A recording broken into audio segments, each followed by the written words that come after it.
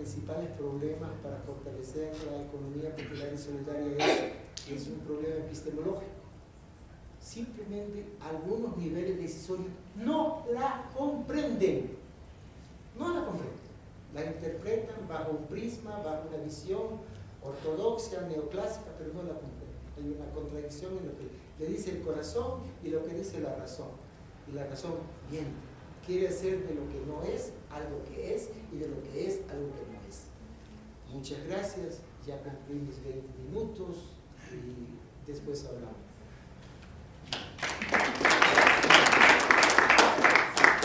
Muchas gracias, Carlos.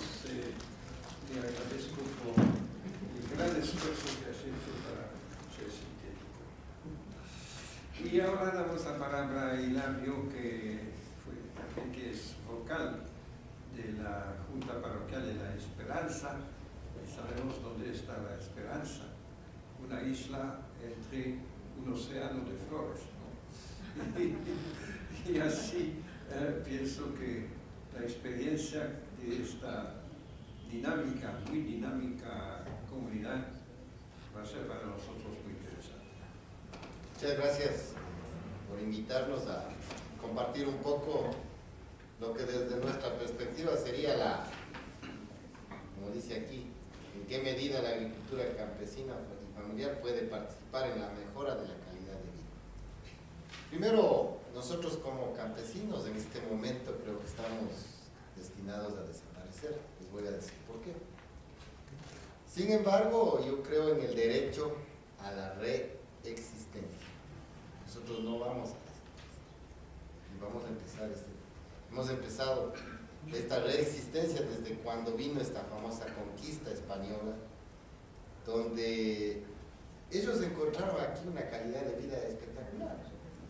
¿Por dónde? ¿Por dónde encontraron? Porque aquí no había falta de comida. Lastimosamente, la industria, estos grandes poderes nos están controlando a nosotros por el lado de la barriga. Nos están haciendo comer lo que ellos quieren que comamos para que llenemos los bolsillos de ellos. Olvidándonos de todo este gran conocimiento y de todo lo que nosotros tenemos dentro de nuestros pueblos y nacionalidades. Decirles que para llegar a este punto de poder decir esto, nos ha tocado ir a aprender. Ir a aprender no en la universidad, sino donde los abuelos que están ahí. Les voy a decir un par de ejemplos. Nosotros hace 9 años atrás, más o menos eran 15 años de que la floricultura estaba estacionada en el sector de Pedro Moncayo y Cayambe, donde vinieron estos industriales y encontraron tierras baratas, encontraron agua, pero principalmente encontraron muchos indios campesinos que eran mano de obra barata pues en el territorio. Nos dicen a nosotros, la estadística nacional dice que Cayambe y Pedro Moncayo, ahí no hay pobreza. Nos dice que ahí hay empleo suficiente. Incluso de todas partes del país llegan allá a buscar empleo.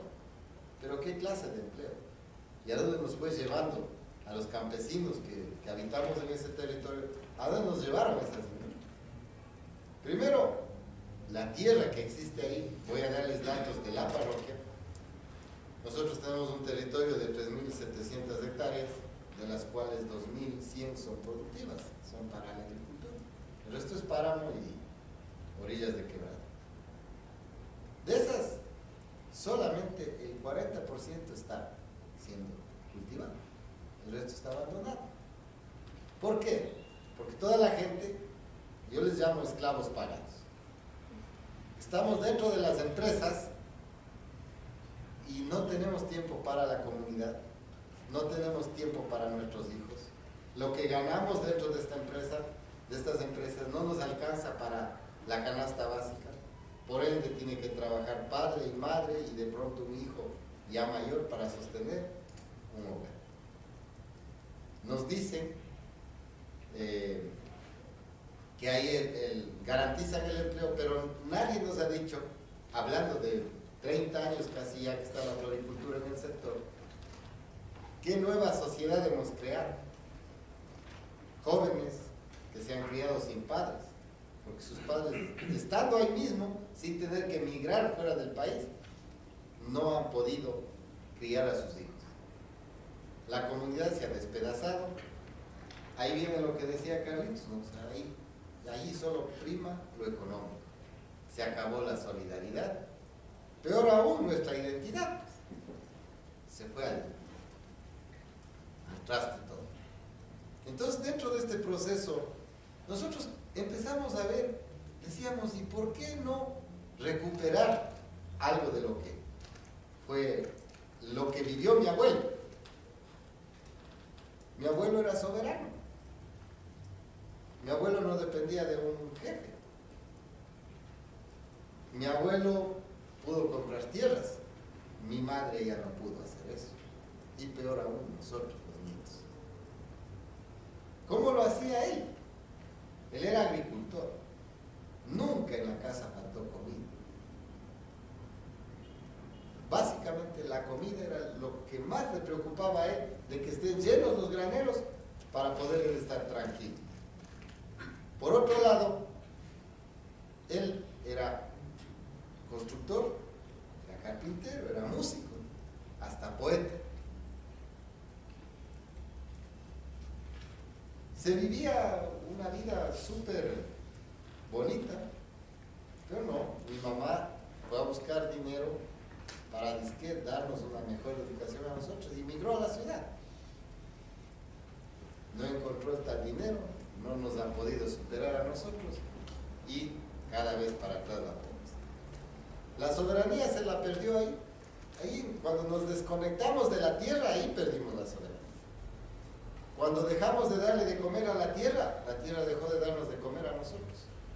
Los suelos, con la famosa Revolución Verde, llegaron los paquetes de abonos químicos que hace unos 30 años atrás, con la floricultura, llegó en gran potencia el sector, empezó a destruir tierras, más la maquinaria agrícola mal manejada, desnutrió completamente a nuestras tierras y empezó la desnutrición de nosotros, los que vivimos sobre esa tierra,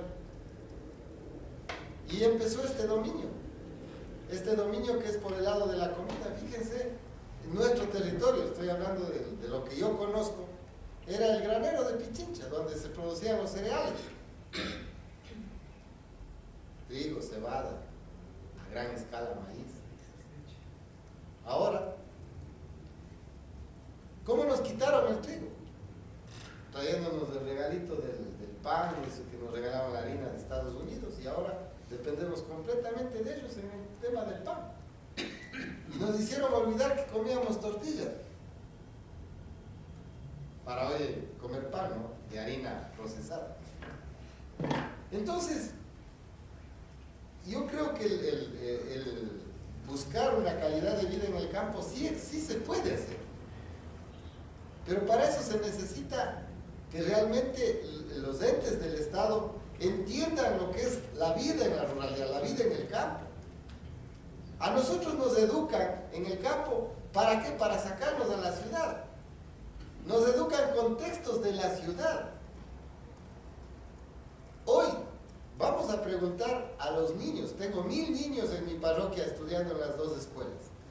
Y si les preguntamos si les gustaría ir a sembrar y quedarse en el campo, les van a decir que no.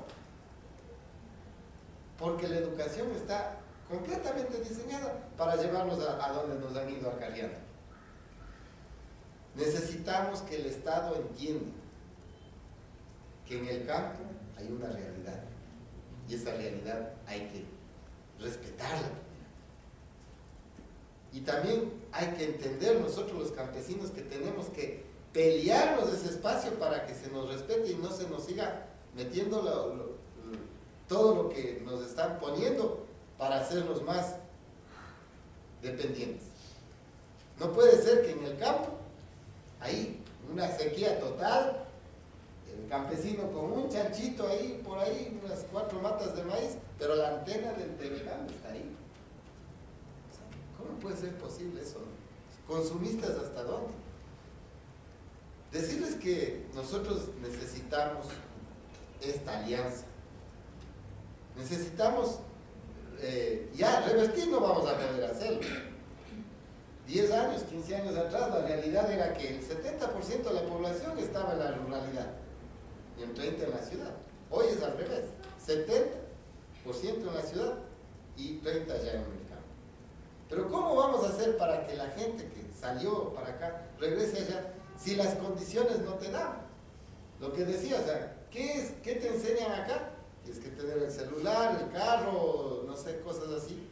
Y eso también se ha llevado a la ruralidad. Y entonces, claro, decimos si necesitamos eso, entonces hay que trabajar. ¿Y dónde hay que trabajar? En la ciudad. ¿De qué? De albañil, de peón, de lo que sea, pero acá.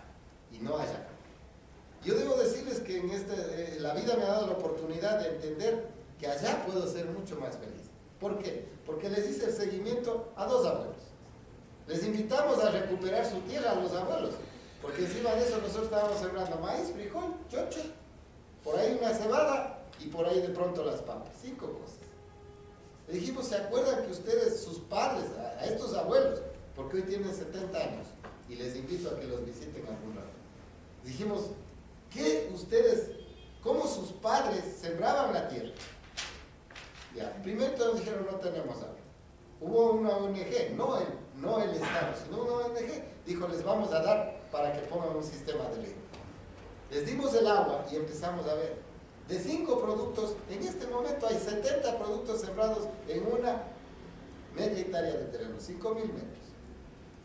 Y si ustedes van y les preguntan, ¿qué necesitan ustedes de afuera? Nos dicen 4 cosas: fósforos, sal,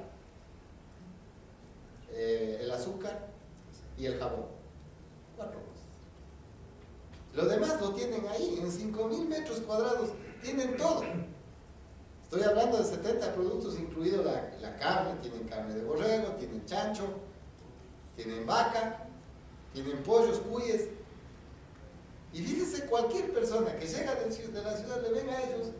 Y lo más interesante, tienen esta soberanía y su autonomía de decir, no, aquí estamos y lo que repartimos a nuestros hijos que emigraron, lo hemos vuelto a retomar y estamos cultivando los dos. Tienen trabajo todo el tiempo. Ahora, la medición es, ¿cuánto ganas? Le hemos estado midiendo. ¿Cuánto venden en la feria? Ella es una de las personas que salen a la feria que nosotros tenemos a vender sus productitos. De pronto ella vende $12 por salir 4 veces. ¿Cuánto es $12? 24, $48 al mes. Para ustedes dirán, es una pendejada. ¿Cómo pueden vivir ellos con $48? Vayan a ver la calidad de vida que se va. Salud, ellos no tienen problema de ir al médico. 70 años y están trabajando la tierra. Entonces, la calidad de vida en el campo también tiene que ser vista desde ese punto, o sea, desde la mirada de cómo me siento yo en el campo. Pero sin embargo, también hay que decir que si nosotros queremos discutir y pelear con la gente que hace industria, también es posible. Y ahí viene un camino grande, que es la agroecología. La agroecología es una ciencia que lastimosamente no está reconocida por los estamentos oficiales, pero es una ciencia milenaria que no está reconocida por la academia, digámoslo así, pero nosotros estamos ahí haciendo y empezando a recuperar eso. Y eso nos ha dado la posibilidad de decir que nosotros podemos hacer grandes cosas con esta ciencia agroecológica, recuperando esos saberes que existen allá detrás. Pero para que esto sea viable, necesitamos la alianza, necesitamos que la ley de economía social y solidaria realmente haga lo que dice, pues. ¿Cuándo nos van a poner a nosotros productores a discutir con ustedes los consumidores? ¿Saben cuánto veneno ustedes consumen en los alimentos que comen día a día? ¿Saben cuánto veneno estamos comiendo? Estudios recientes, de acuerdo a las importaciones de este país, dicen que al año nosotros comemos 1 libra de veneno. Si no nos hemos muerto es porque somos seres que nos vamos adaptando, pero ahí está el cáncer, todo este sinnúmero de cánceres que nos está matando. ¿Por qué? Porque estamos malnutridos. Y esa malnutrición viene desde la malnutrición del suelo. Entonces, Para tener una calidad de vida en el campo sí es posible, pero necesitamos de las alianzas. Necesitamos que el Estado llegue. Por ejemplo, en La Esperanza, Magab, en el territorio agroecológico, llega con el paquete. Paquete jodas, ¿no? Uria, veneno, a darles a los compañeros, regalado. Cuando nosotros, con nuestro propio esfuerzo, recogiendo la majada de los animales, transformándolo en abono para las plantas, llega y como está gratis, pues el otro va y coge. Y daña todo un proceso que se ha estado trabajando. Vamos al tema del mercado. En el mercado, nosotros, una lechuguita, la vendemos en 25, 30 centavos en la feria. Productor, consumidor. Lo que no podemos vender, tenemos que irle a ofrecer al señor del mercado. ¿Cuánto le pagan?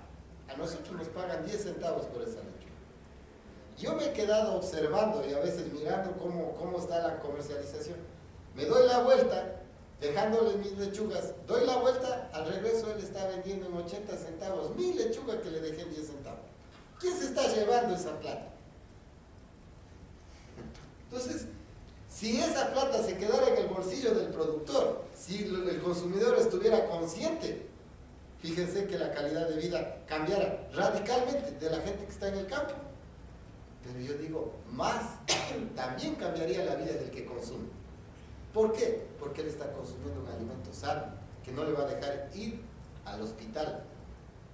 Entonces, esas alianzas se van haciendo.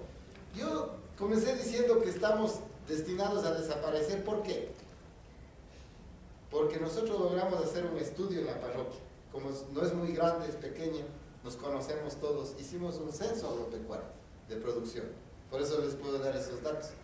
Pero lo que nos asomó ahí fue algo que nos causa preocupación. ¿Qué nos asomó? Que los productores, realmente los que están viviendo de la producción agrícola, produciendo alimentos, superan los 65 años de edad. 10 años más tarde, mi parroquia no tiene agricultores. Y si vamos a preguntar en el colegio, en la escuela a los jóvenes, ninguno está motivado por cultivar la tierra. Entonces, ahí vienen estos mecanismos donde la academia, el Estado debería preocuparse. Pero si pensáramos realmente que se haga efectivo ese buen vivir. Preguntemos a cualquiera de los que venimos del campo, para nosotros el buen vivir está no precisamente en mañana tener más, sino en que el alimento no nos falte en nuestra comida, pero no un solo alimento. No la soya en 50 productos que está en la mesa que actualmente hay, sino en 50 productos diversos que estén en mi mesa, que me garanticen ser soberano y decir, yo sí puedo venir acá, alzarme de mi trabajo y venir acá y poder compartir con ustedes sin tener que estar pidiendo permiso a nadie. Levantarme a las 5 de la mañana o a veces a las 10 de la mañana, yo dispongo de mi tiempo, de mi horario. Y eso para mí me parece que es calidad de vida. Y creo que un poco enfocado a ese proceso deberíamos irnos llevando. Y claro, con Carlos hemos estado en varios encuentros y siempre le he estado diciendo, ¿cuánto asentamos, fortalecemos realmente, con esto termino, se acaba mi tiempo, en el Estado? Dicen que están apoyando al agro, dicen que hay financiamiento. En Pedro Moncayo y Cayambe, el año anterior, la Corporación Financiera Nacional financió $200 millones. En ese territorio, $200 millones hubiera sido un desarrollo espectacular. Pero ¿saben cuánta gente recibió esos 200 millones? 12 personas. ¿Ya? Entonces, con eso les digo todo. O sea, ¿dónde está tal apoyo? Un campesino con media hectárea necesita $6,000 de incentivo y puede ser altamente productivo y rentable y dar trabajo a 4 personas. pero siempre y cuando realmente hagamos una economía social y solidaria. Muchas gracias.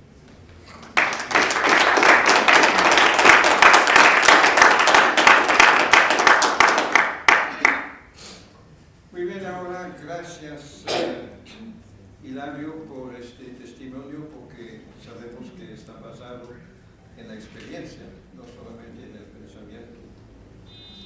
Y ahora podemos escuchar a Esmeralda, que tiene también una experiencia bastante impresionante en su región y que ha sido militante de la lucha indígena para justamente tratar de organizar otra manera de pensar, de realizar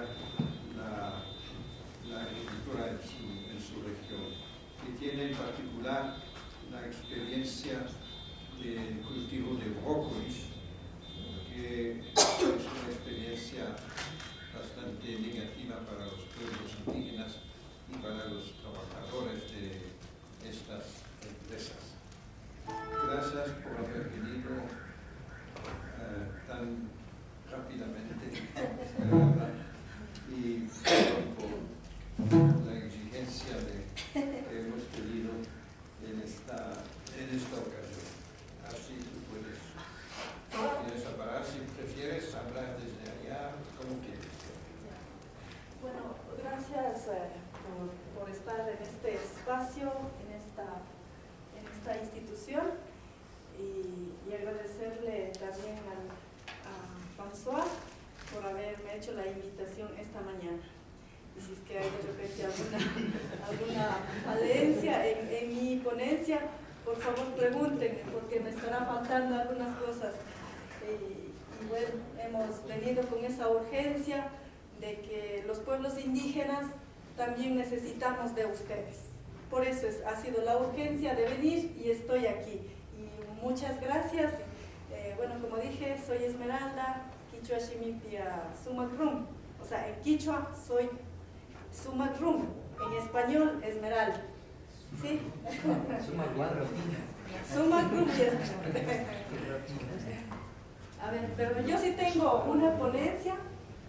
Sí, vamos a poder proyectar aquí para ir conversando, pero si me paso unos minutitos.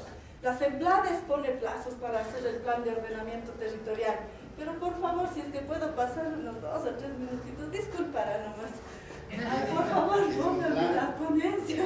Es un plan, como dice, participativo, y nos dan 5 días para que hagamos participación con la comunidad.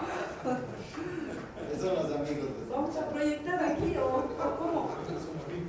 ¿Vamos a proyectar o desde la máquina vamos a trabajar? Gracias. Listo, sí.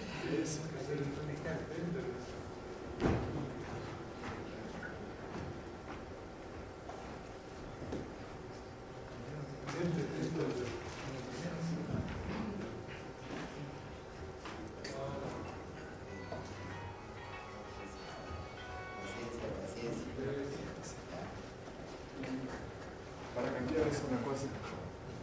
Con el lateral. Este es el puntero, ¿no? Pero no funciona. Con esto. Sí, no es por... para ir. No sé si es ahí o allá apuntar a la computadora. No, hay que... ¿Qué? Esto. No, usted se pone donde quiera, pero es como... Tiene que ser ahí era el televisor, ¿no? Para, ¿sí me entiende? Ahora. A ver, bueno, yo he traído una pequeña presentación para hablar más bien sobre la propuesta de los pueblos indígenas para salir de la pobreza. Entonces, nosotros acostumbramos a poner más fotografías porque la fotografía da más que 1000 palabras, dicen. Creo que para todos. ¿Será solo para los pueblos indígenas? No creo que para todos. Entonces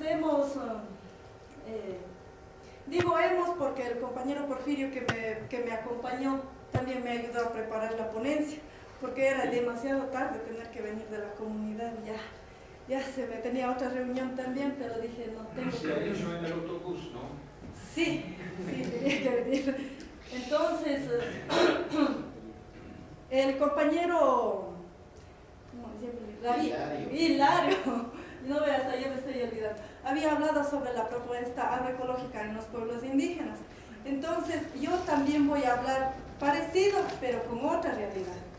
Allí en su localidad tienen otra realidad, pero en nuestra zona también, que es, creo que similares realidades, porque también allí donde Hilario está las floricultoras, donde nosotros están los brócolis. Entonces son similares. Hablaba el compañero Hilario sobre la agroecología. Entonces hemos reflejado y plasmado esta fotografía para más o menos ver la agroecología, a pesar que creo que no sé qué carrera siguen o qué posgrado están haciendo, pero algo de agricultura, de campesinos estarán haciendo y sí también conocen, no es que no conocen nada, ¿no es cierto? Es una fotografía para mostrar la diversidad de la producción y también la cultura, ¿no? Que tiene que ver. A ver cómo esto dijo. ¿Así? ¿Así? ¿Ahí? ¿Allí? ¿Pasó? ¿Qué pasó?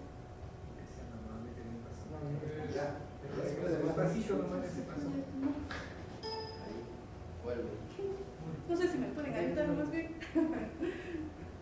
Porque si no, esto está... No ve que yo no manejo mucha tecnología. Sí. Pero sí, no sé saltarse. La realidad del pueblo indígena. Hemos cogido una fotografía de una de las comunidades del Cantón Pujilí.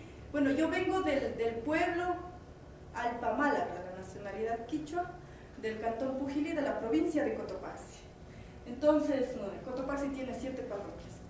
Y algunas fotografías hemos cogido de Huangaje, que es bastante sonada tal vez en esto del desarrollo, en Cotopaxi más que todo, porque dice que hay más pobreza en Cotopaxi, pero demasiada pobreza ya está en Huangaje.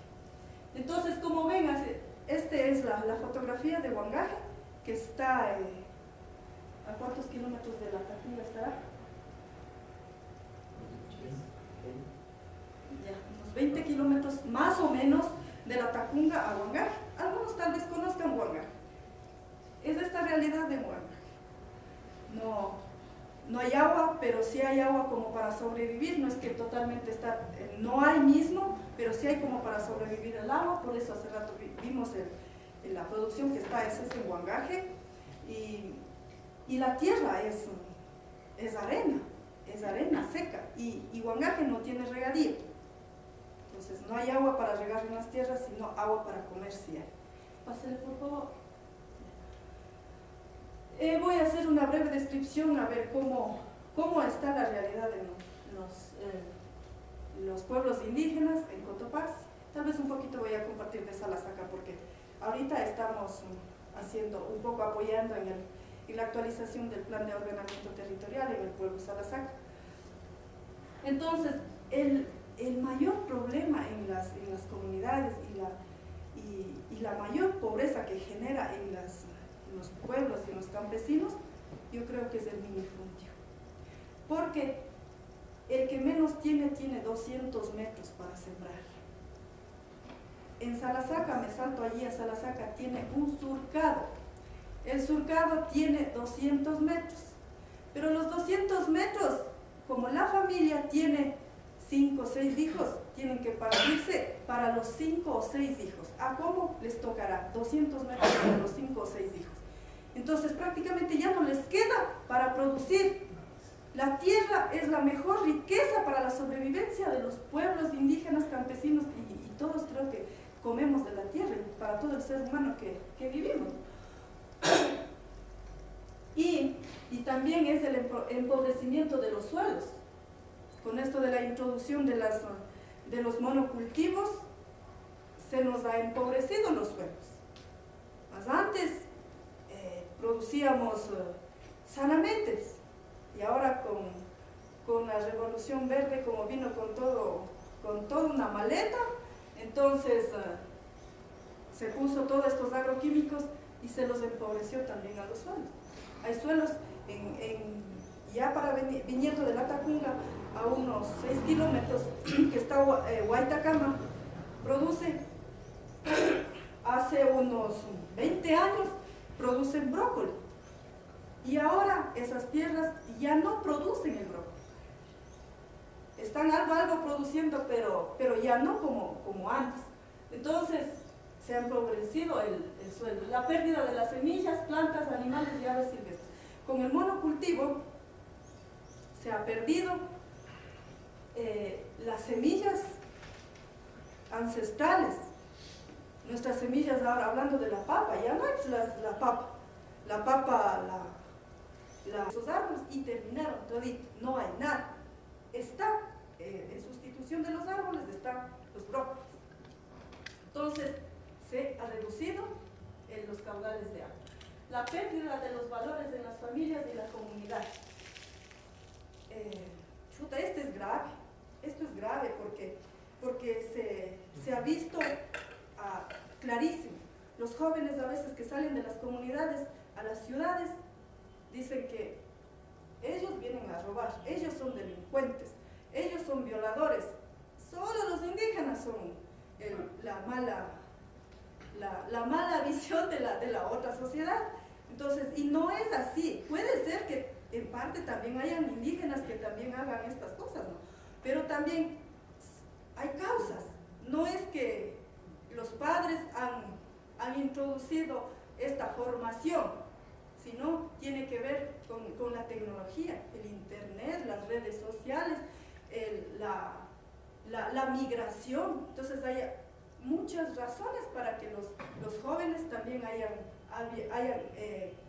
¿qué será? Copiado las otras culturas. Entonces sí es grave, ya no hay la minga comunitaria. Esto ya es obligado. Rara vez tal vez podemos encontrar, pero si no es una multa, no sale pase. Si no es una multa, ya no pueden hacer nada. La deforestación de los árboles. Este es como el panorama de la producción de brócoli. Ahí están los tractores contaminando el ambiente. Dice que los monocultivos son los que más contaminan, los que más generan el efecto invernadero por la utilización de los agroquímicos. Por un lado, se está diciendo que la producción es para dar alimentación a las personas y mejor todavía a los otros países, pero por otro lado estamos contaminando. Y ahora con la producción de monocultivo, con la caña que están generando el biocombustible, se llama, ese combustible que salió. Y muy pronto vamos a quedar sin eso, porque se está priorizando a la parte industrial y a la parte humana. No, estamos dejando de lado. No sé qué es lo que va a pasar. Pásale. Un poco he traído esta foto para que puedan mirar el acaparamiento de la distribución del agua en nuestra zona. Las barritas que más largo tienen, esas son las empresas. Antes eran haciendas, ahora son empresas. Ahora es la empresa de la brocolera. Y aquí están las comunidades. Entonces es totalmente una mala distribución. El agua tiene 100% las brocoleras, 100%. Lo que nosotros llevamos es poco a las comunidades. Y es más, así como corte comercial. Estas brocoleras, como ellos tienen todo el poder del agua y el caudal, se llevan el río Narciche, que trae casi 600 litros, casi todo se lleva la brocolera. Entonces, ellos no tienen necesidad que llueva. Ahí en la zona instalaron unos cañones antigranizos para disparar a las nubes y impedir la lluvia. Entonces no querían que llueva. Y nosotros, entonces nos estaban matando pues, a nuestra vida. Pásale por favor.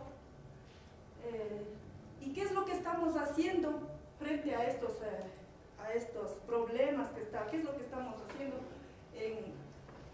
Tenemos que recuperar los suelos. ¿Y cómo tenemos que recuperar los suelos? Hay cangaguas. Entonces estamos haciendo terrazas para que se pueda. Esta es en la comunidad de mi compañero Porfirio, que ellos han logrado recuperar el suelo en unas quebradas. Ahora hicieron terrazas y ahora ya está empezando a producir. Pásale. bueno, esta es la productividad. ¿Cómo es la productividad en el pueblo campesino indígena? No es el monocultivo, no es solo el brócoli, no es solo la caña, no es un solo producto, sino es una diversidad. Es una diversidad, así como la identidad cultural. No es solo la vestimenta, tiene que ver el corazón y el pensamiento.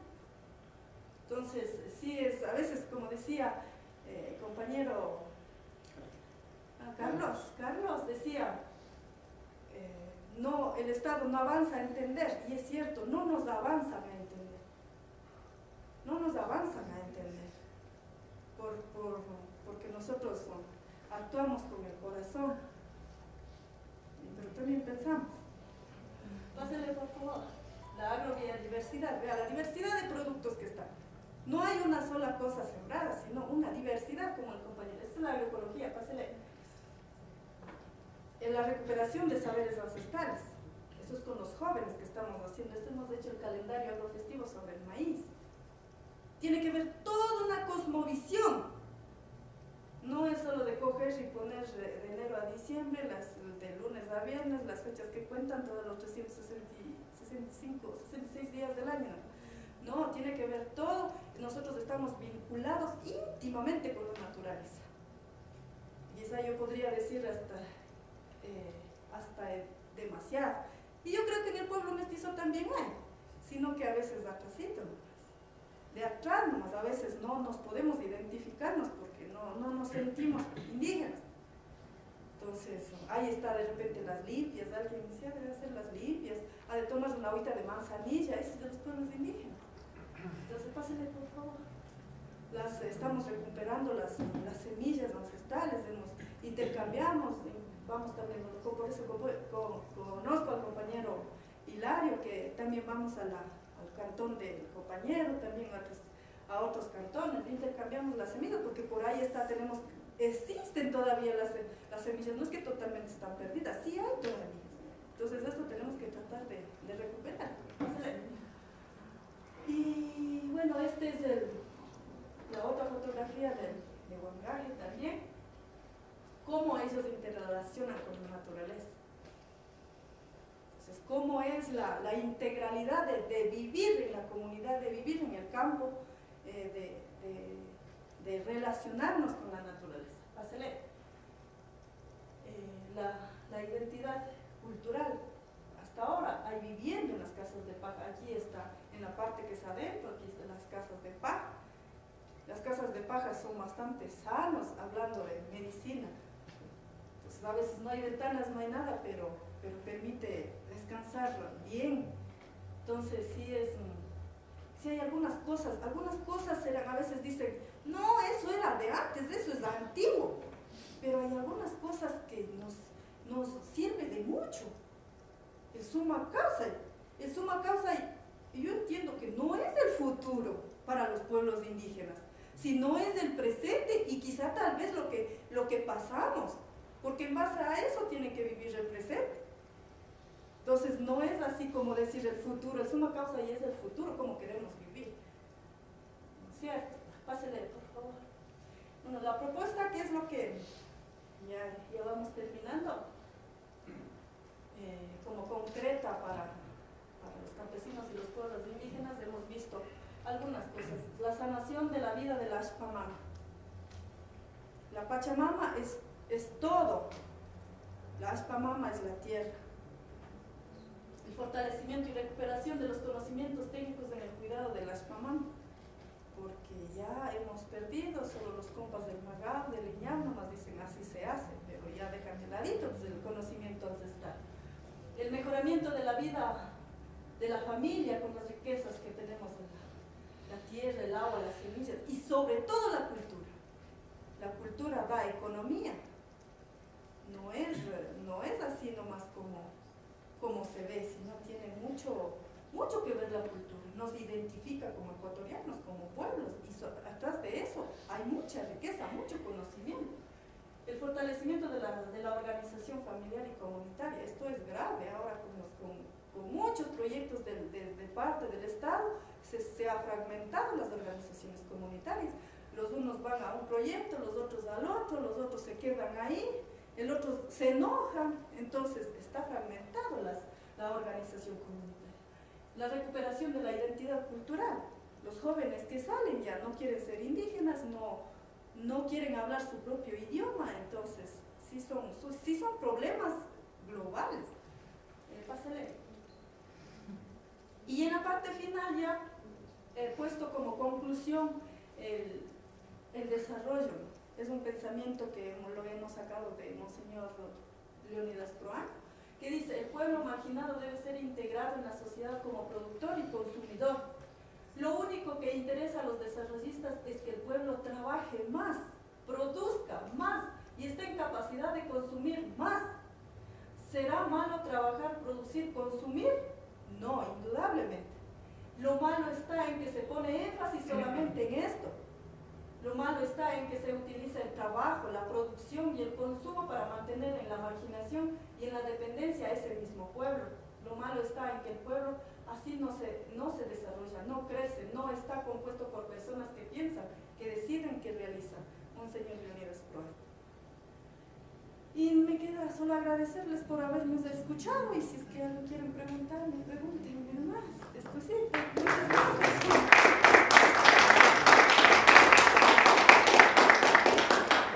Podemos ver la penúltima diapositiva, pero es solo para... Muchas gracias, Esmeralda, por este testimonio también.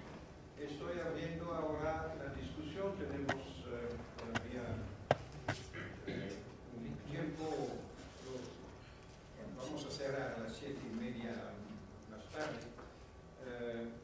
Pero sí, ahora ustedes tienen la palabra. ¿Sí? Muchas gracias. Buenas noches. Agradezco a todos los que Un poco más fuerte si posible. Claro, no sé si hay un micrófono, de pronto yo hablo muy más medio. Voy a alzar más la voz. Claro. Quiero agradecer a los muy bien. Están muy amables. Gracias. Muy bien, gracias. Su nombre también es... Su nombre es Jorge Herrera. Y la maestría, la especialidad mía realmente no tiene absolutamente nada que ver con la parte agrícola. Sin embargo, el momento en que yo al momento vi la invitación a esta exposición, me sentí poderosamente invitado a participar. Y las razones ya las van a encontrar, y gracias por permitirme expresar. Me encantó la participación, sin desmerecer la de Carlos, pero me encantó la participación y la exposición de Hilario y la de Esmeralda, ¿no? Y me ratifico, suma guarda. No, suma guarda, no. Gracias. Y debido a mi profesión, he tenido tres perspectivas de la parte campesina y de la parte agrícola en el país. Una ha sido en la provincia de Esmeraldas, otra en la misma sierra y en el oriente, por supuesto. En el oriente, al estar en cierta zona, quizá ustedes conozcan la parte de Mococha, en la provincia de Sucumbíos, pues he visto cómo las comunidades indígenas cedieron sus terrenos, cedieron sus cultivos, sus áreas de cultivo, las vendieron para principalmente dar paso al cultivo de palma africana. La palma africana, cuando uno llega en avión, ¿no?, a esta zona, tomando en cuenta la altura y la velocidad a la que se mueve este aparato, tenemos prácticamente un tiempo de unos 6 a 8 minutos de sobrevuelo de áreas cultivadas de la palma africana. Esto nos demuestra lo inmenso y lo que está explotada este producto. Se habla, insisto en mi ignorancia, se habla de que estos cultivos tienen un periodo un rendimiento industrial de alrededor de 25 años, 30 años, que los primeros réditos industrializados se los puede obtener a partir del cuarto o quinto año, pero una vez que se retira este producto, los terrenos quedan completamente llenos, ¿no?, inutilizados, y por supuesto esa área desprovista de lo que alguna vez fue el bosque primario y de las áreas que eran cultivadas. me identifico plenamente con esta zona, porque ahí tuve la oportunidad de conocer a otra, Suma Guarmi, me casé con ella. Sí, efectivamente. Entonces, después, en otra oportunidad vi en el área de Esmeraldas, cuando nos vamos a la playa, después de pasar por Quinindé, unos 15, 20 minutos después, uno se toma la molestia, porque prácticamente es una molestia real, y vira a mano izquierda, en el sector llamado El Mirador, y tiene la valentía y el carro adecuado como para meterse 14 kilómetros apenas, uno se va a encontrar con otra realidad de otro tipo de campesino, no el campesino nativo indígena, sino aquel que migró hacia el campo, apostando, ¿no?, el destino de sus familias, su aspiración de vivir del campo. Y este sector se llama Libertad Luján, en donde aproximadamente viven unas 350 familias, colonos, ¿no? Se produce, es un área bastante rica agrícolamente, viéndola, se produce cacao, maracuyá, en fin, una serie de productos maravillosos que son imposibles de extraerlos y de venderlos debido al pésimo estado del camino. En el año 2010 se invitó a personal del Ministerio de Inclusión Económica y Social, y ellos de una manera bastante hábil le cedieron la responsabilidad al Ministerio de Transporte para que pudieran dar vida a esos campos con una vía un poco más decente para que puedan sacar ya no solo los productos, porque a veces se trata de cuestión de supervivencia. Cuando una persona ahí es picada por una culebra, mordida, perdón, no hay manera de sacarla en un auto, ¿no? Por ejemplo, la realidad de la gente del campo. Y la otra es la de la sierra, que también me ha tocado mirar y que la vemos todos, y que se ve con preocupación un avance brutal y misericordia de la ciudad, ¿no? Las inmobiliarias completamente desalmadas apuestan sus objetivos, ¿no?, sin importarle qué clase o en qué terreno van a edificar, condominios, edificios, etc. Y de eso yo sí me atrevo a decir que son cómplices las autoridades, con una supuesta ley de regulación, de ordenamiento territorial, etcétera, que jamás se llega a cumplir. Entonces vemos que Quito no sabemos en dónde mismo empieza y dónde mismo termina, por ejemplo, y vemos una expropiación asimismo o compra de tierras que alguna vez fueron fértiles en inmensas extensiones, en Imbabura mismo, ¿no? Se ha visto que se expropiaron una serie de áreas inmensamente productivas y que son destinadas a otro tipo de proyectos. Se ve, por ejemplo, exactamente, la empresa pública Yachay, no sé, alrededor de 4.000 hectáreas me parece, en las que se expropiaron, y gracias por mi amable, tenía un poquito de miedo, pero decirlo. Sí, qué bueno, qué bueno. En el área, entonces, vamos ahí, que se expropian zonas agrícolas, las pequeñas familias campesinas de la sierra, que poco las conozco, pero que yo las admiro mucho, poco interés les queda a sus pequeños y a sus jóvenes de seguir la misma línea de producción, de la misma modo de vida. Es más, tratan de disimular su propia identidad, ¿no? Tratan de renunciar a su verdadera identidad, y más bien esas áreas, esas zonas de terreno, yo veo con mucha preocupación y mucha tristeza cómo se van transformando en pequeñas casas, en pequeñas farmacias, otra es la cabina de teléfono, en fin, y todo el terreno que antes producía ahora está fragmentado en diferentes, cualquier otra cosa, casitas, etc., pero ya no se cultiva. Eso, respaldado, ese crecimiento absurdo, esa pseudo-urbanización, respaldado por permisos municipales tal vez mal concebidos. Alguna vez yo escuché de una persona en el sector de Tumbaco, y decía, pues, mira, aquí cómo puede ser que tengamos estos vecinos que tienen chanchos aquí, esto ya es una zona residencial. Ahí sí tuve el valor, ¿no? Yo de decirle, mira, el padre de este señor tenía chanchos, el abuelo tenía chanchos, nosotros somos los que llegamos aquí y ahora nos queremos apropiar de la zona que alguna vez fue de estas comunidades y a decirles que ahora es residencial y que no cultiven chanchos y que cuidado vayan a dejar crecer los árboles más allá de lo permitido de la norma, en fin.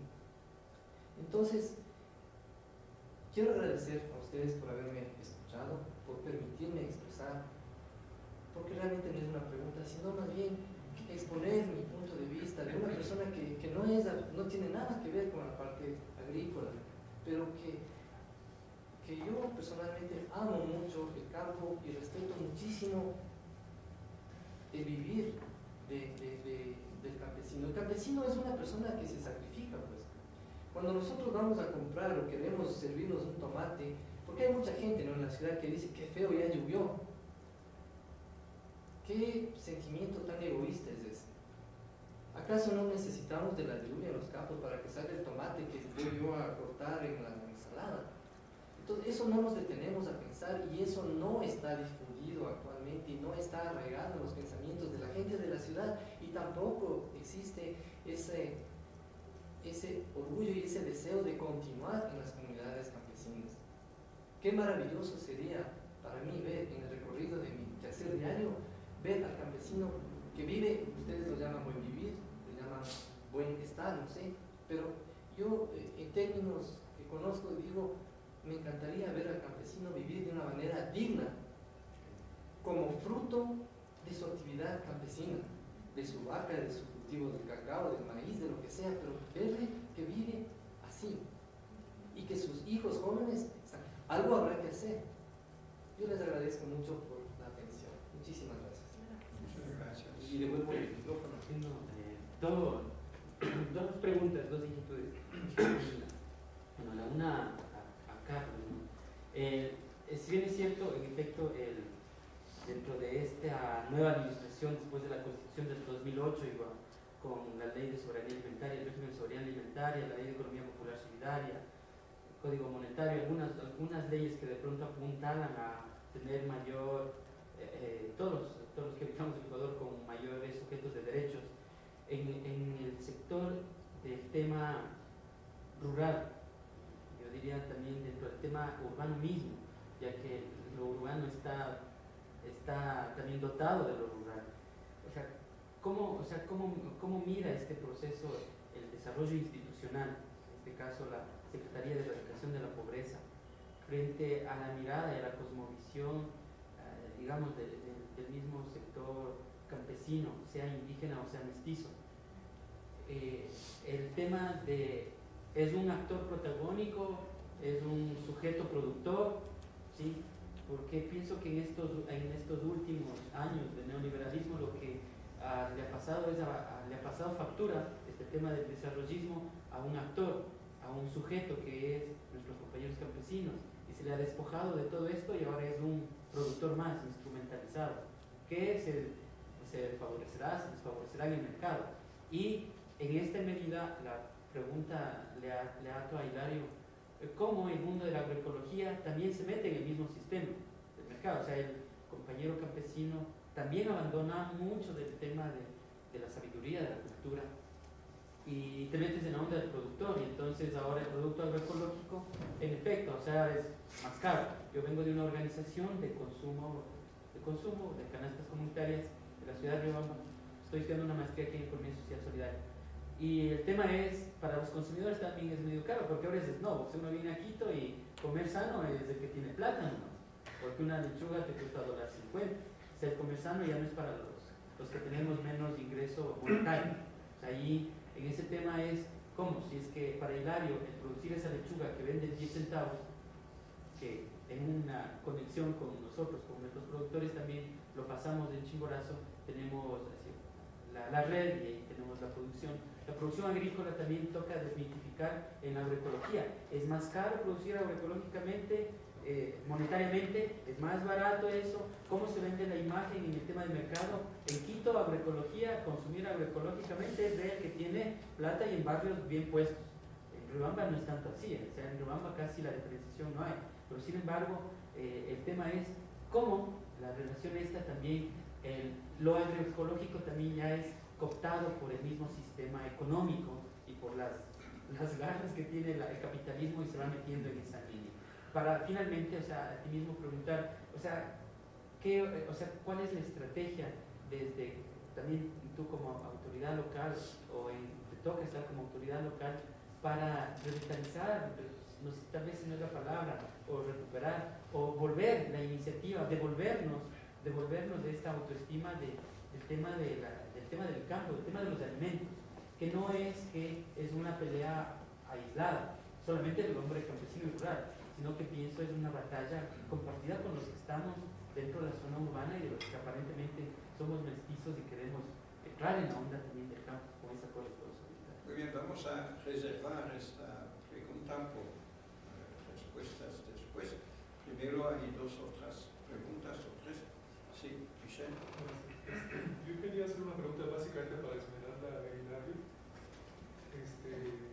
porque, digamos, me gustó la presentación hasta aquí, también me gustaron sus presentaciones, en particular porque son fuertes, tienen testimonio, pero a mí me quedó una pregunta que quiero hacer. O sea, sí, Hilario mencionó el tema de los jóvenes y de los mayores, ¿no? Que ahorita el campo se está quedando solamente con personas mayores en algunos casos, y eso es un problema. Bueno, lo mencionó Hilario, pero, por ejemplo, a mí me hubiera gustado que mencione, a ver, en la calidad de vida, en la ruralidad, ¿cómo vemos la educación, por ejemplo? ¿No? Porque se nos menciona de que, bueno, yo he escuchado decir, por ejemplo, que claro, ahorita sabemos que la propuesta de educación es que se hagan escuelas de alta calidad, etcétera. Estoy hablando de las escuelas del milenio. Y próximo milenio, ¿no? Pero entonces hay gente que nos dice, no, pero se está invirtiendo un montón en una escuela, pero el tramado de escuelas más pequeñas, etcétera, se está disminuyendo. Entonces yo quisiera que también nos hablen un poco de la educación, de cómo sería, o sea, está bien, ya vamos hacia solamente grandes escuelas milenio, o ustedes piensan que es mejor un entramado, una red de escuelas más pequeñas. Me gustaría el tema de educación. Segundo, el tema de salud, porque, bueno, claro, está bien, comes orgánico, entonces ya no te enfermas, pero a veces pueden haber otras enfermedades. Entonces, ¿cómo vemos el tema de salud? Por ejemplo, yo tengo una pregunta sobre el seguro social campesino. ¿Por qué existe en unas partes y en otras no? ¿Y cómo lo ven ustedes desde la posibilidad de que, yo entiendo, el seguro social campesino, por ejemplo, permite a todos los habitantes del campo o que son agricultores que tener a la vez una cobertura de salud y a la vez una cobertura de vejez, ¿no? Porque el seguro social campesino también te da jubilación. Y el tercer tema de la vialidad, ¿no? ¿Cómo vemos, Esmeralda y Hilario, el tema de la vialidad? ¿Es un problema muy grave, sí o no? Porque hay grandes carreteras, pero ¿qué pasa con las carreteras pequeñas, etcétera? O sea, esas preguntas tengo. Y finalmente tengo un pequeño comentario, perdón, especialmente pensando en la presentación de Esmeralda. A mí me parece interesante ya lo que se está haciendo, o sea, trabajar las semillas, recuperar los suelos, tratar de tener mercaditos, etcétera. Pero yo lo que digo, porque yo tuve la ocasión de trabajar ¿cómo se llama? El proyecto el estudio de factibilidad del proyecto Chalupas. Se supone va a llegar hasta Pamar. Entonces, claro, entonces está bien que se trabaje en temas agroecológicos, etc. Pero hay que decirlo más claramente. Yo creo que se veía en las fotos. O sea, las brocoleras, o sea, es que no hay riego. Sí hay riego, hay agua, se ve. Bueno, y la presentación de Esmeralda veía muy claro, el agua está. Lo que pasa es que está concentrada en las brocoleras. Igual tierras, efectivamente hay un problema de minifundio, pero grandes haciendas o grandes propiedades todavía hay. Hay las propiedades que eran las haciendas y que todavía hay grandes producciones de leche y grandes producciones de brócoli. Entonces, no es que ¿por qué digo esto? Porque a veces cuando hablamos del futuro, etcétera, nos concentramos en que ya el productor tiene 2000 metros, entonces esos 2000 metros tiene que trabajarlo mejor, entonces mejorar la fertilidad, recuperar los suelos, los cuyes, las semillas. Eso es importante, pero no olvidemos que también hay una inequidad de los suelos y de la tierra, que eso yo, en mi punto de vista, también hay que cuestionar eso y decir, pero, o sea, si estamos así es también porque hay una inequidad de distribución de tierras y de distribución del agua que no se ha corregido y no se ha hecho nada por corregir. Entonces, cuidado, nos ponen solamente a trabajar en la agroecología, pero es solo para seguir sobreviviendo en los 2000 metros o 200 metros. Solo era un comentario. Muy bien, gracias. Sí, buenas noches. ¿Tú recuerdas tu nombre? No me acuerdo. Yo soy Fabián Calispa, colaborador de algunas organizaciones campesinas. Los que han ido últimamente a la ciudad de Guayaquil podrán constatar que frente a la ciudad apareció una nueva isla. Claro, esta nueva isla es el resultado del incesante proceso de erosión que ocurre en todo el Ecuador, ¿no? Y claro, la erosión es el empobrecimiento de los suelos, y el empobrecimiento de los suelos es el empobrecimiento de la gente. Suelos pobres, gente pobre. Entonces, para ser concreto, preguntarle a Carlos, ¿qué se está haciendo desde la institucionalidad para resolver este problema de técnicas inadecuadas que son propias de la colonia? Porque lo que están haciendo, inclusive los agroecólogos, es seguir usando técnicas que nos trajo el colonialismo español, ¿no? Y desde las organizaciones, ¿qué están haciendo para resolver este grave problema que nos va a autodestruir, como dice Hilario? Gracias. Muy bien, sí. Bueno, gracias. Soy Johannes Waldmüller, soy investigador de la Universidad Andina en tema de soberanía alimentaria. Gracias por su presentaciones, que creo que son muy importantes para dar testimonio de qué pasa en el campo. Mi pregunta se refiere más para entrar un poco más en los detalles, ¿no? Semplares es la autoridad más alta de la planificación del país. Entonces ahí es muy importante cómo se determina medidas o, digamos, las definiciones de medidas. Por ejemplo, ¿qué significa productividad? Si medimos solo un cierto terreno donde hay un producto que crece, o como fue presentado, una diversidad, toma en cuenta todo aspectos políticos, sociales, culturales alrededor de un pueblo, por ejemplo, o solamente monocultura. Y ahí yo veo, de acá ahora con esta investigación ya un par de meses, que se planteó bastante, como se plantearon reformulaciones, ¿no? A nivel de la COPISA, por ejemplo, pero mucho se estancó de nuevo en el MAGAP.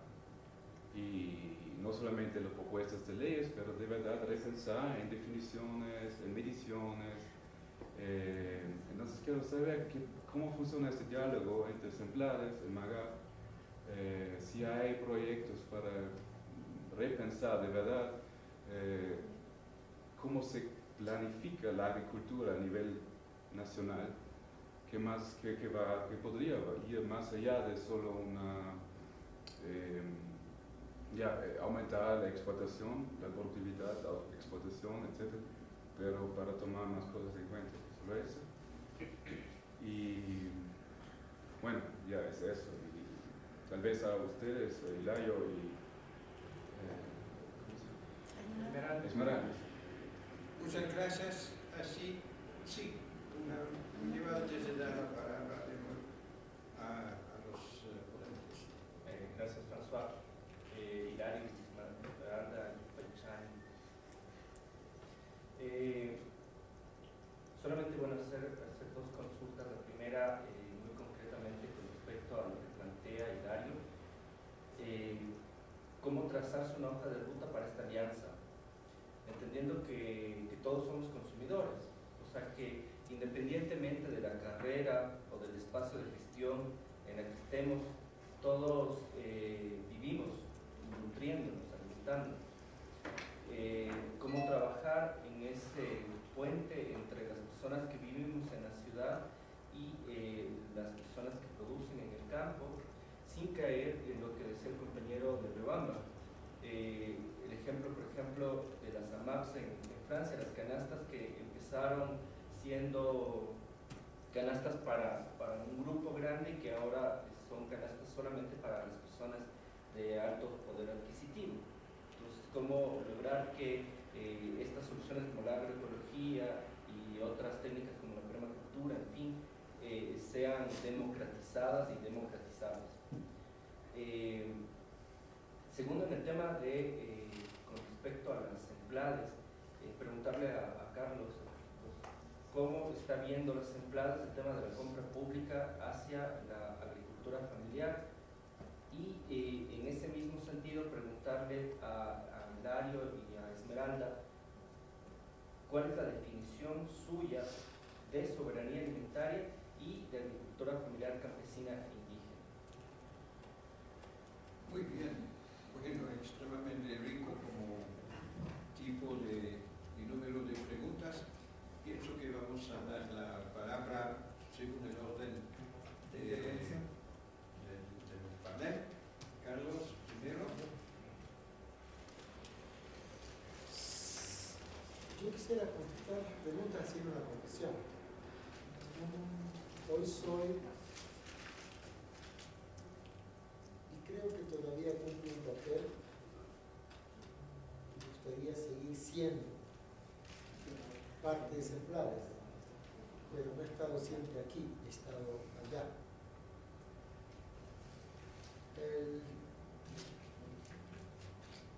Yo me hacía las mismas preguntas. ¿Cómo es que se planifica?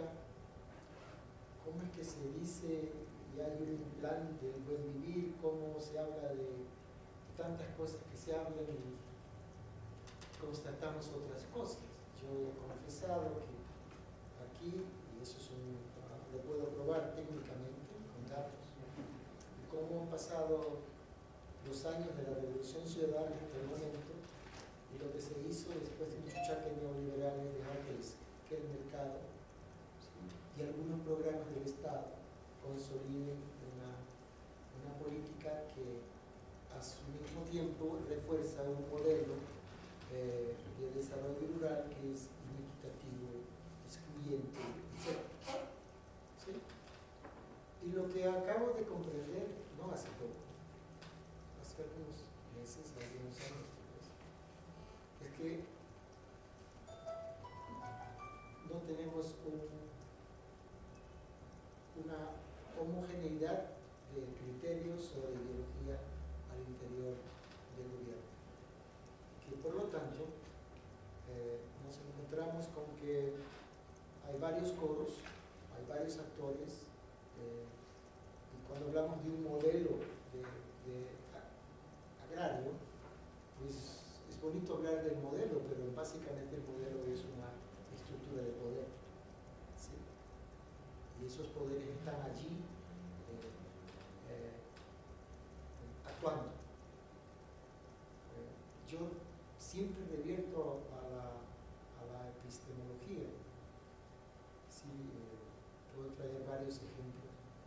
El hecho de que pesa, gravita en la mentalidad, en el chip de algunas autoridades, de muchas de cierto nivel de decisión, esquemas de visión de la sociedad desarrollistas, altamente reproductores de un modelo de agricultura que desdice y sigue discriminando a la agricultura familiar y a la agricultura indígena y a las comunidades. Cuando el compañero Patricio me preguntó, pues, qué papel protagónico se le está dando al campesino, al sector rural en esta estrategia. Hay algunas cosas que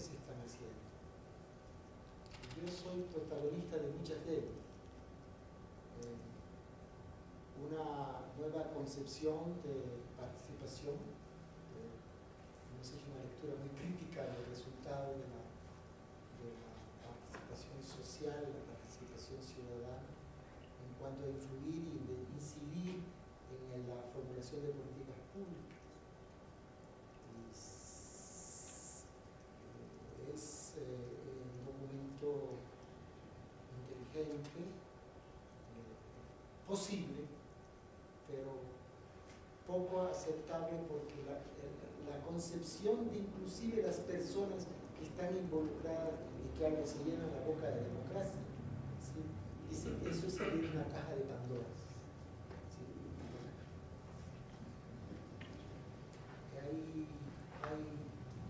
Hay una intención muy clara en recuperar los espacios locales para dar vida a políticas públicas, ¿sí? En este sentido. Bueno, podría seguir hablando de esto, pero te digo que se proponga no necesariamente significa que se concrete, ¿sí? Porque una cosa es el planificador y el orientador y los controles. Controlas la cantidad, no la calidad de la gestión. Ese es el problema. Y hasta el momento el cuantitativismo y la visión, yo le llamo a ese plan, disculpa, lo voy a repetir, el palacio del positivismo. ¿Sí? Muchas veces juzgamos sobre la calidad de la gestión por el monto de la inversión. Todo el mundo está gastando dinero en noviembre, por ejemplo, seminario, lo que sea, no sé cuánto. Pero ha cumplido esa política con los derechos de la naturaleza, con los derechos humanos, ha promovido el empoderamiento de las comunidades, ha sido esa política aplicada de una manera de que se respete las identidades culturales y otras preguntas. No sabemos eso, porque por un lado es lo que tú estás diciendo como utopía ideal, las orientaciones, y la otra son los gestores, los articuladores, todo un ejército que están educados y formateados por Revolución Verde y por otros modelos, inclusive racistas, de tratar a los campesinos. Entonces hay un cambio cultural en la gestión, en las mentalidades que están más allá de lo que tú quieres y lo que tú deseas. El otro día, para utilizar como ejemplo, hablábamos sobre un extensionista y lo hablábamos concretamente en tu institución, que decía, bueno, estos campesinos no quieren, yo soy especialista en cuyes, no quieren tomar mis recomendaciones, les estoy dando estas soluciones y ellos me dicen, yo no puedo aplicar esa cosa porque no tengo dinero. Entonces la respuesta es, este es un bruto porque no quiere recomendar, que no sabe que no tiene dinero. Entonces, ¿cuál es la idea de un extensionista? Es facilitar que eso se dé, se asuma, se adopte y que haya los cambios necesarios, pero no. El sectorialismo y la visión tan reducida de la realidad que hace que disparemos contra una realidad de manera fragmentada, atomizada, etc. Ahora, quiero pasar con otro. Estamos haciendo mucho en contra. Mucho. Los obstáculos legales, los obstáculos normativos, los obstáculos conceptuales, el aparato institucional, todo eso requiere de muchas transformaciones, muchos cambios, ¿sí? Y otra cosa, a la agricultura familiar campesina. Yo estuve el otro día en Apagua, donde yo vivía hace 30 años, Zumbagua, Apagua, Tigua, Huangaje, Michacalana, Cocha, yo vivía allí. ¿Sí? Apoyé a construir el largo, bueno, esa es otra historia. ¿Sí? Y pregunté, ¿conocen ustedes en algún agricultor familiar campesino? Pregunté, bien, a los 30, 35. No, aquí no conocemos a ningún agricultor, aquí somos campesinos, pero no conocemos a ningún agricultor familiar campesino. Es una categoría que nosotros nos necesitamos para tratar de dar cierto orden a una realidad compleja, dinámica y cambiante. Con eso. Ahora, sobre productividad. Fue el año pasado el gran debate. Todo el año discutimos sobre productividad. Sí, no cabe duda que desde el punto de vista de la productividad de la tierra, la agricultura familiar campesina, de largo, y lo hemos visto allí, ¿sí? Pero domina la concepción, el sistema modernista, que el mismo que habla de calidad de vida, inclusive lo domina él, porque él dice, eso es tener calidad de vida. ¿Sí? Discúlpame, no somos capaces de enfrentar el poder del discurso al discurso del poder. No somos capaces. ¿Sí? El epistema nos domina. Perdona, yo soy epistemólogo, mejor dicho, me he formado en esa cosa, en analizar epistemología y epistemas en los últimos 6, 7, 8 años. Entonces, eso. Entonces, hoy se habla de todas esas tonterías que se hablan, pero la productividad sistémica, ¿sí? El avispa, digo, aquí, la intensificación sostenible de los factores de producción. Hoy se habla de desarrollo sostenible. Los actuales intelectuales orgánicos han recuperado el discurso de la sostenibilidad, producto del neoliberalismo, ¿no? Se sostienen las cosas, se sustenta la vida. Y se habla de intensificación sostenible de factores. ¿Factores quiénes son? El trabajo, intensificar el trabajo, la tierra, el agua, todo eso. ¿Sí? No hay otras concepciones, por el amor de Dios. Entonces, productividad sistémica, esa productividad, ya no estamos en esa discusión, pero todavía se le insiste, la productividad sistémica. En el fondo lo que están hablando es ver lo que más me dé rendimiento. Y con eso me callo porque ya voy demasiado. Disculpa, no, tú me hablabas de los suelos. Sí, el centro de la preocupación de la soberanía alimentaria que plantea Lerner está en eso. Pero yo no he visto un programa decidido para que suceda. Y debería serlo, porque no hay tampoco ningún programa decidido para hacer lo que Michel dice. Hacer una verdadera distribución justa de la tierra. Ese es un problema. Y el otro es el acaparamiento de la tierra. Son dos problemas que no están siendo asumidos. ¿Por qué? Porque el paradigma que domina es la agricultura de gran escala. Ninguno está diciendo que la agricultura familiar campesina, con todas esas heterogeneidades que significa, es capaz de alimentar al Ecuador. Y es capaz de alimentar al Ecuador mejor de lo que está ahora. Pero se requiere una transformación institucional, una transformación conceptual, una innovación social del carajo. ¿Sí? Y que no estamos dispuestos pero o lo hacemos o caemos en el abismo porque nos está llevando el mercado hacia una decisión de peligro, ¿no? Entonces, está central eso. Estamos perdiendo. El 45% de la tierra ecuatoriana, ¿sí?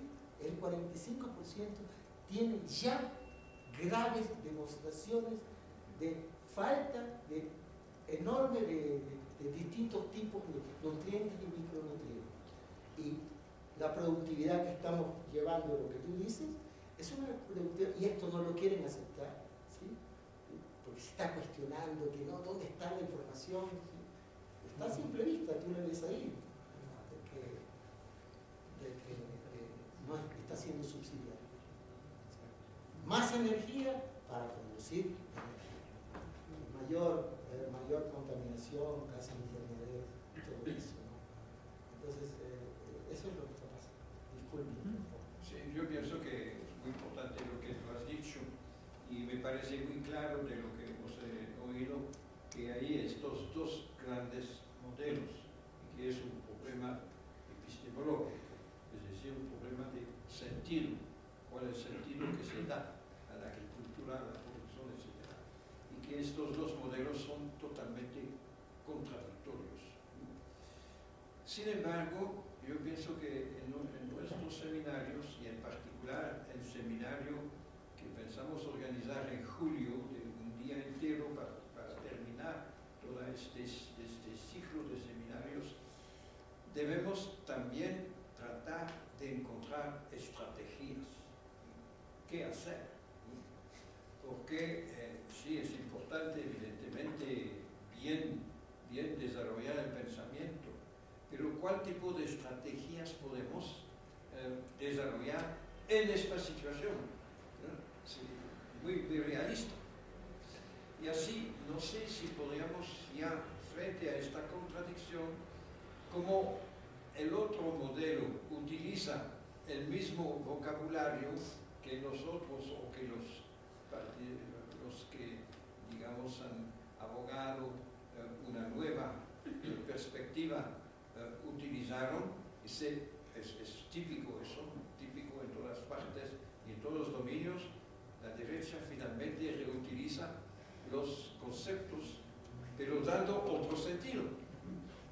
Y así podemos tal vez pensar lo mismo y ver cómo se puede desarrollar estrategias dentro de esta situación que permite de reutilizar una parte del episteme o de la parte del lenguaje, del discurso del otro modelo para justamente tratar de encontrar estrategias que permiten de avanzar.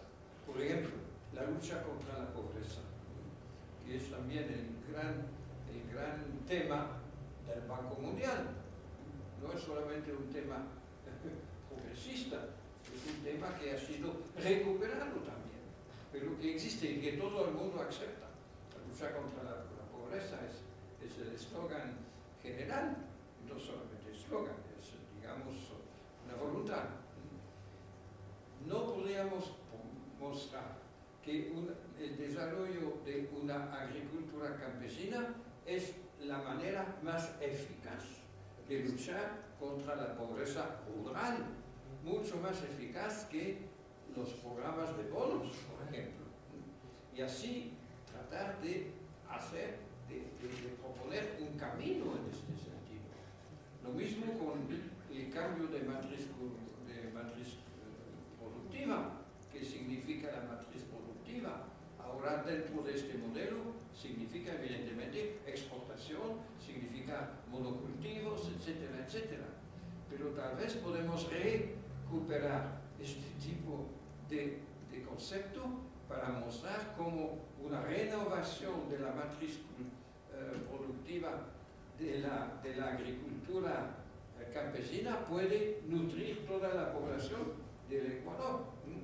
Y así tratar de desarrollar estrategias que permiten de hacer pasos, que no es la revolución agraria completa, pero son pasos eventualmente que podemos ya apoyar. Es solamente una reflexión. Ahora, ustedes, Hilario... Tengo un minuto para responder. Sí, no, el tiempo necesario. A ver, yo primero quisiera partir de algo. Cuando hablamos de agroecología suena bonita la palabra, pero prácticamente esa palabra ha sido prostituida y ha sido asumida ya. Ahora Ecoquímica vende paquete agroecológico, o sea, por si acaso, ¿no? Y creo que debemos regresar un poquito a la parte nuestra, a la agricultura. Agroecología como que separa la palabra de la agricultura, se mezcla con ¿qué? Agroecología, no ecología. Pero agricultura es la cultura, está ligada a la cultura de nuestros pueblos. Desde que existimos como seres humanos, desde que dejamos de ser cazadores, empezamos a cultivar nuestros alimentos. Esa cultura es milenaria. Entonces, cuando empezamos a segregar alimentos caros de baratos, estamos entrando a una etapa fascista. Solo el que tiene plata puede comer. A eso nos ha llevado ¿quién? El sistema. Porque la agroecología ya está cooptada por el sistema. Y el sistema dice, mira, te voy a dar de comer un alimento sano, pero te cuesta más. Eso no puede pasar. Y por eso nosotros decíamos, hay la posibilidad de generar una alianza lo que decía el compañero, ¿cómo generas una alianza? ¿Cómo hicieron los franceses, los chinos, los japoneses para conseguir un alimento sano? Dijeron, a ver, yo conozco que él produce sano, yo te puedo comprar. Pero es empezar a crear esa alianza donde tú puedas subvencionar a que yo produzca y me garantice que tú vas a comprarme la comida. ¿Cómo hemos garantizado que Claro haya crecido en el país y sea una de las empresas más exitosas? Nosotros pagamos por adelantado lo que vamos a consumir en llamadas telefónicas, en comunicación. ¿Y por qué no nos bajamos un poquito y decimos, ¿por qué diablos no garantizamos que voy a comer sano? ¿Y por qué no hacemos una alianza? Yo te entrego una canasta de 26 productos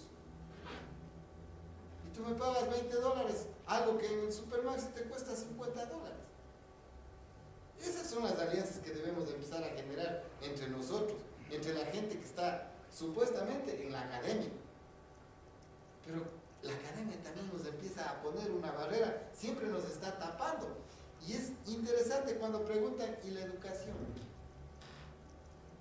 A nosotros, Universidad Amauta Iguasi, de los pueblos y nacionalidades, ¿por qué creen que nos cerraron?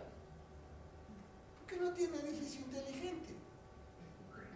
Porque esa es la concepción de la evaluación que vinieron a hacer aquellos extranjeros que evaluaron a la universidad, que ni siquiera conocían. Un colombiano le cerró a la Universidad de Amauta Iguasi, un colombiano que desconoce lo que es la cultura de nuestro país. Facilito. Y a eso estamos supeditados. La calidad de la educación, dice. ¿Cómo yo puedo concebir que mi hijo de mi comunidad tenga que irse en un bus a otra comunidad lejana, a una escuela del milenio? A estar entre cuatro paredes súper bonitos, donde no entra ni el polvo, y regresa nuevamente a la comunidad a empolvarse, donde no hay la televisión, donde no hay internet. ¿Qué puede pasar? ¿Qué estamos haciendo? Seguimos sacando nada más pues esto. Hay un problema de buena salud que estamos hablando. Se ha puesto a pensar que la conexión, ¿han pensado ustedes que hay una conexión directa entre cerebro y estómago? Manden a un soldado a la guerra sin comida. Pero yo digo, manden a pensar a un pensador sin darle de comer buena comida. Nosotros somos lo que comemos. Y hablamos lo que comemos y pensamos lo que comemos. Entonces, si estamos comiendo puras pendejadas, pues estamos como estamos. Yo quisiera terminar diciéndoles algo. Miren, compañeros, el tema de la erosión, no soy muy pensador ni filósofo, pero el tema de la erosión de nuestros suelos también está encaminado a una erosión mental muy fuerte. La erosión mental está a todos los niveles. Y nos han ido erosionando hasta el punto de que ahora somos tan susceptibles para recibir cualquier cosa que nos venga del exterior. Fíjense, Carlitos, yo creo que nosotros desde esos espacios públicos sí se puede también promover. ¿Por qué no hemos promovido una ley que haga que conserve los suelos? El 409 de la Constitución dice que el suelo de nuestro país es una cuestión estratégica, que todos los niveles de gobierno están obligados a conservar. Pregunta número 1. ¿Cuánto invierte Senagua en dragar los ríos de la costa? Más de 80 millones por año.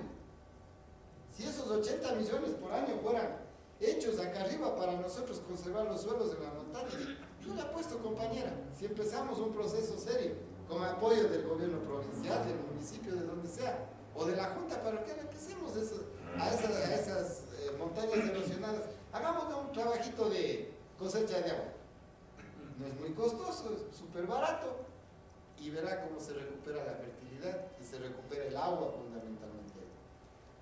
Salud, compañeros, tienen que entender, nuestra salud está relacionada con la salud del suelo. Un científico japonés, en un libro que se llama El factor microbio, no me acuerdo el nombre del escritor, pero búsquenle por el factor microbio, un gastroenterólogo de 70 años dice que nuestra conexión con la naturaleza es nuestros intestinos, que un intestino tiene que tener los mismos microorganismos que un suelo fértil. ¿Qué me está diciendo? Fíjense, mientras que el médico te inyecta para matar tu vida que tienes acá dentro. Esa alianza se está perdiendo. Entonces, fíjense cómo está relacionada la vida del... O sea, nosotros tenemos que valorar, nosotros los campesinos generamos vida. Y la agricultura agroecológica, agricultura biodinámica, agricultura de los nombres que les hayan puesto a las agriculturas, que le hayan puesto, pero que no usen químico, compañeros. Nunca nosotros quemamos, nosotros generamos energía. La otra agricultura quema energía constantemente, nosotros generamos.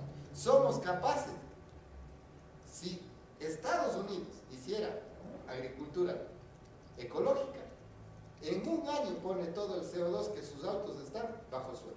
Así de fácil. Pero no se quiere entender, porque esto no es cuestión de vida, es cuestión de dinero. Energía mueve dinero, nada más. A ver, compañeros, yo voy a un poco hablar así como general y ojalá pueda responder a las preguntas que nos han hecho. La soberanía alimentaria dice: come poco, sano y soberano. Entonces, para garantizar la soberanía alimentaria, yo creo que tenemos que unirnos entre consumidor y productor. ¿Cuántos de ustedes estarán comprando a los productores? Si está en la puerta de ustedes el Supermax, el Aquí, el Santa María, tantos comerciantes, si está en la puerta de ustedes, en las manos de ustedes les ponemos. Entonces, ¿qué les interesa a comprar al campesino? Tal vez la gente que ya haya formado bien, que tenga conciencia de que tan duro es trabajar en el campo, tal vez compre una vez tal vez a los 2 meses, así. Pero de ahí no, pero también creo que debemos ser corresponsables. O sea, decir, a ver, apoyemos pues al campesino, al productor campesino. Pero no, eso no. Si hiciéramos una cadena, tumbamos pues a las empresas, a los supermaxis, a esos, tumbamos pues, porque ellos viven del consumidor y ellos son dueños de cuántas tierras, y el consumidor tiene poco y ellos son dueños de cuántas tierras, sea en la costa, en la sierra, en todo lado tienen. Y las vías, alguien me preguntó de las vías, ¿qué ven las vías? Las vías están hechas para sacar los productos de los empresarios mismos. Y de pasito nosotros también, los campesinos, ¿acaso que nosotros tenemos que de aquí mandar a Guayaquil, a las ciudades más grandes? No, son los empresarios. Las vías están hechas para ellos mismos. Entonces, sí, están buenas, sí, yo tuve que venir rapidito, sí, llegué rápido. Eso no me ayuda mucho.